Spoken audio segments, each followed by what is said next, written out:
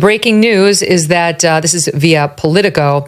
The headline is Trump tells inner circle that Musk will leave soon. Now, keep in mind, Elon Musk basically told the same to Bret Baier in his interview last Friday, where he said, just so you know, he's been hired as a special government employee. That's a special role you can get as a top advisor to the president, and you only have a term of 130 days. It's basically a way to end around Senate confirmation requirements. Joe Biden did this too. Anita Dunn, that monstrosity, she's a horrible lady. She was one of the key people over at the Time's Up organization that loved to go after any man who was a Republican. But if you were a woman like Tara Reade seeking their help, it was a big middle finger because Anita Dunn was close to Joe Biden. So screw you, Anita Dunn. In any event, she was a special government employee for Joe Biden. And the thing is, to be honest, at the end of that 130 days, they can just renew it. So they can keep it rolling. You actually don't have to leave right after the 130 days. But Bret Baier saw that we are, I don't know, a month or two away from hitting that point. He asked Elon about it. Do we have that soundbite? I don't know if we have the soundbite. We don't have the soundbite, but here's what he said. I'll tell you what Bret said, then I'll read you the political thing. He asked us on Thursday whether he'd be ready to leave when his special government employee status expires. He essentially declared mission accomplished. Quote, I think we will have accomplished most of the work required to reduce the deficit by $1 trillion within that time frame. And then this past Monday night, Trump told reporters that, quote, at some point, Elon's going to want to go back to his company, and added, he wants to. I would keep him as long as I could keep him. On the heels of that comes this piece in Politico that Elon Musk will leave the administration soon. Trump told his inner circle, including members of his cabinet, Elon Musk will be stepping back in the coming weeks from his current role as government partner, ubiquitous cheerleader in Washington, hatchet man. President remains pleased with Musk and his DOGE group, but both men have decided in recent days it will soon be time for Musk to return to his businesses and take on a supporting role, according to 3 Trump insiders who were granted anonymity to speak.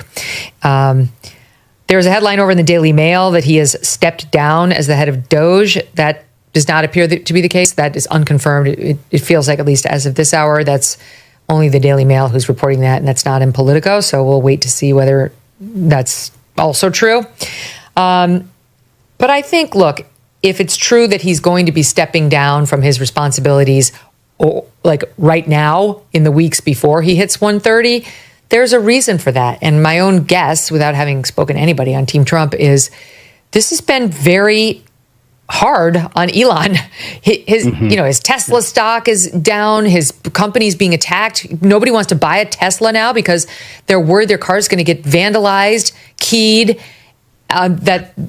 the place they have to go to recharge it is going to be set on fire with Molotov cocktails. They have to walk into a Tesla dealership. That could be burned by some lunatic. It's insane. We have hate crime charges now that the DOJ is trying to file against people doing this. But other than, yes, legally, he's being protected by the Attorney General. But the left is celebrating this. You had Tim Walz, the vice presidential nominee for the Democrats, out there talking about how joyful it was to watch the Tesla stock fall. I'm sure Elon would love to get back. He got a president elected, or at least played a big part.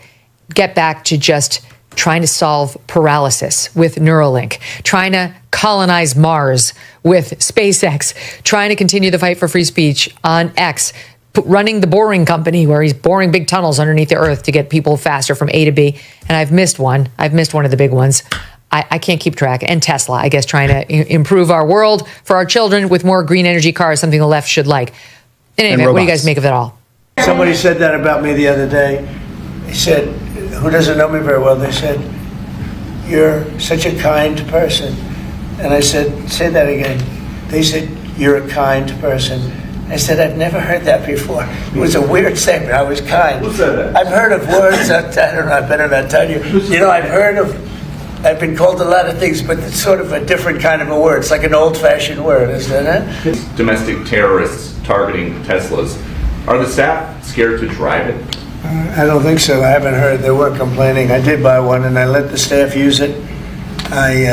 We have it parked conveniently, and one day we give it to Margot, one day we give it to Chamberlain, give it to Natalie, we give it to everybody around, give it to Dan Scavino, but he's got so much money it doesn't matter. But they love the car, and it's a great car, and it's made here, and it's made in the country. He's got a tremendous plant now in Texas, and he has one California, does a lot of his work here, and he's been really unfairly treated, in my opinion. I travel. And Yeah. there's this other story. I know it's hypothetical right now, but if you were allowed for some reason to run for a third term, is there a thought that the Democrats could try to run Barack Obama against you I'd love that. for his third term? Boy, I'd love that. That would be a good one. I'd like that. No, people are asking me to run, and there's a whole story about running for a third term. I don't know. I never looked into it. They do say there's a way you can do it, but I don't know about that. But I have not looked into it. I want to do a fantastic job. We have 4 years, just about, almost close to 4 years. Time is flying, but it's still close to 4 years, and we're getting a lot of credit for having done a great job in the first almost 100 days. And we have some big things we're going to be announcing over the next 2 days, and you know very well, Peter, and I think it's going to be something that's going to bring a lot of wealth back to our country, tremendous wealth back to our country, actually. And other countries are understanding it because they've been ripping us for 50 years, longer, but they've been ripping us off for years, right from the beginning. And I think this is going to be an amazing, I call it a lot of different names, but it's really, in a sense, it's a rebirth of a country, because how we could have afforded to do what we did. We help everybody, and they don't help us. I really, the term I like best probably is the liberation of America. It's a liberation of this country, because it's incredible. Look, we have 36 trillion in debt for a reason, and that accumulates over a long period of time. So I think what you're going to be seeing over the next couple of days will be very inspiring to a lot of people. You know, they had a lot of auto plants being built in a certain country.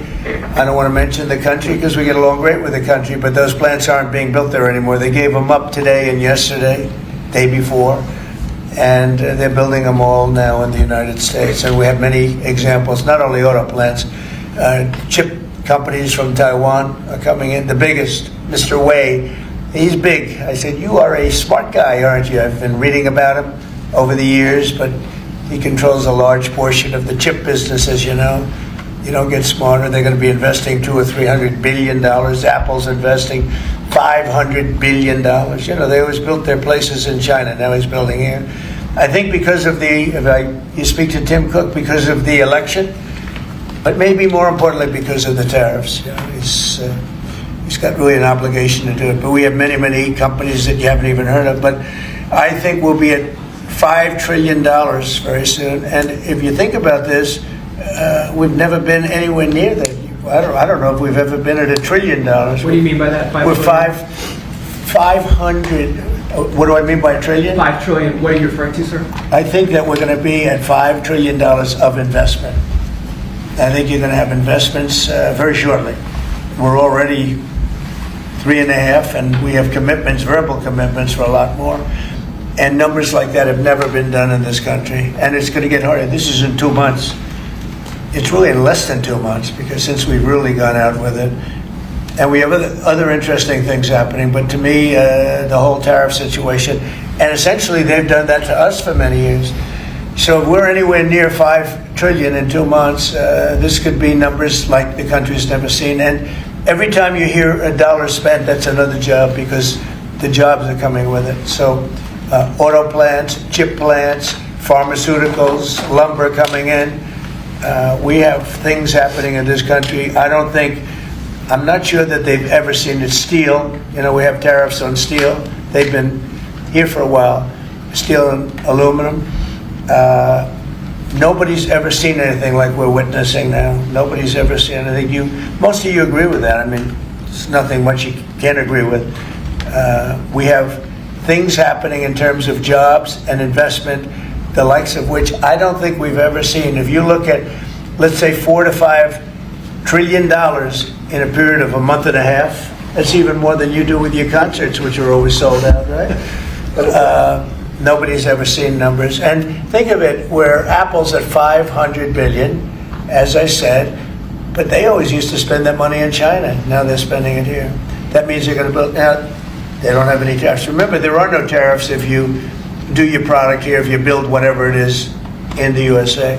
One of the things we're also trying to get is if you build if you buy a car that was built in the USA, you get a deduction on interest. So if you go out and borrow money to buy a car, if it's built in the USA, never been done before, it's a big deduction for people that really aren't used to deductions, frankly, because people that buy cars like that are not big into the world of deductions, and now they're going to learn about deductions. So I think it's going to be great. Yeah. Mr. President, are you going to move ahead with a universal tariff or different individual tariff rates on a whole variety of different? Well, you're going to see in 2 days, which is maybe tomorrow night or probably Wednesday, you're going to see, and they're reciprocal. So whatever they charge us, we charge them, but we're being nicer than they were. We have a lot of countries, friend and foe. I always say friend and foe, but the friend in many cases is worse than the foe. They took advantage of us, and we are going to be very nice by comparison to what they were. The numbers will be lower than what they've been charging us, and in some cases maybe substantially lower, but we sort of have a world obligation perhaps.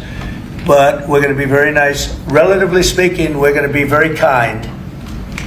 That's all for today. Thank you. If you want global news to keep you up to date on any new developments, please subscribe our channel and forward our content with your friends on social media and email. Thank you very much for keep supporting me. Stay safe. Be blessed. Namaste. Thank you, God bless you, and God bless America.